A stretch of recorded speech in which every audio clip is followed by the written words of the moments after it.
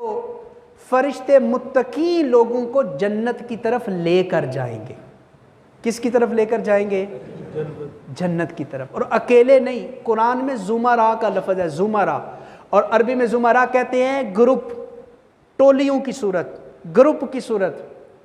और इस आयत की तफसीर पढ़ें और आगे पता क्या इरशाद होता है, हत्ता इदा जाऊहा फुतिहत अबवाबुहा। जब ये मुत्तकी जन्नत के करीब आ जाएंगे ना, जन्नत के मेन गेट पे, जन्नत के दाखिली दरवाजे के ऊपर जब ये जन्नती आ जाएंगे, ये मुत्तकी लोग, तो पता है कुरान क्या कहता है, वक़ाल लहुम खज़नतुहा सलामुन अलैकुम तिबतुम फदखुलूहा खालिदीन।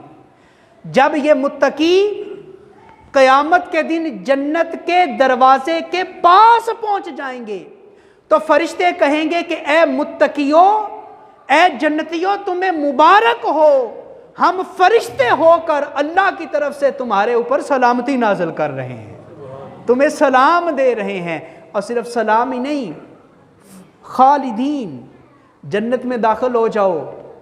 कितनी देर की टिकट है?